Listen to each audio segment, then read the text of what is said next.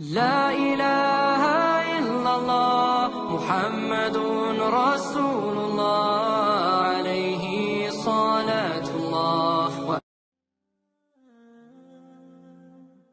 The reality is, my brothers and sisters, I know today there is a huge debate about music. I want to mention again, we spoke about logic a little bit earlier. We know from a religious perspective, the ruling. Let's speak about from a logical perspective. Wallahi, now I have done my own little research with non-Muslims. And I have asked religious non-Muslims, I'm talking of Christians and Jews and Hindus, etc. naming top pop stars from the music industry. Would you allow your children to listen to this person? Never. Would you allow them this? Never. Would you allow them that? Never. Why? It's dirty, it's immoral, it's filthy, it's degrading, and it's unacceptable. Not in my home.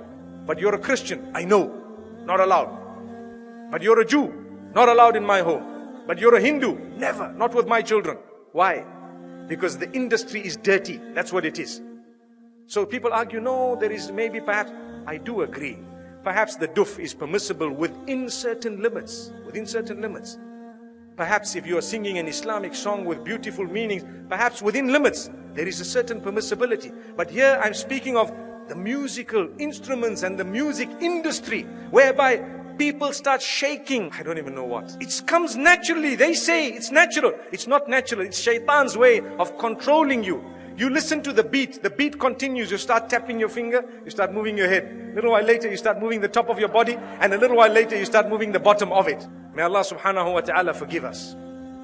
And the words have become so dirty, my brothers and sisters, that it is a sign of the hour. And people say, nothing wrong. My brother, you have a beard that reaches the ground and you're still bopping. Astaghfirullah. May Allah forgive you and forgive all of us. You cannot do that. We need to be careful.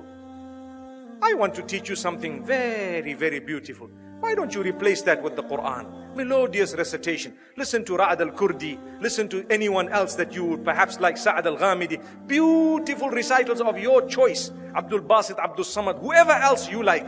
There will be so many people. Replace it. It's beautiful. It's soothing. Go onto YouTube and check how the non-Muslims reacted to a survey or a little test, an experiment that was done where they were told to listen to this Quran without knowing it's the Quran and comment about it. Wallahi, now in Europe, the test was done recently and a lot of them say, it's so calm, it's so cool, it's so soothing. I feel spiritual. Go and listen to the answers. It's there live for everyone to see.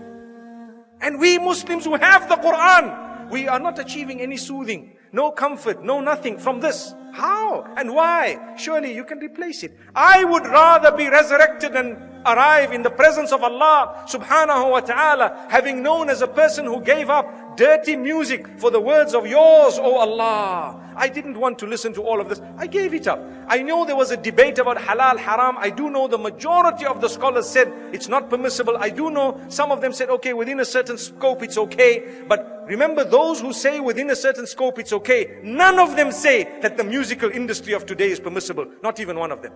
I would rather come in front of Allah and be resurrected as a person who just substituted all of this for the Quran.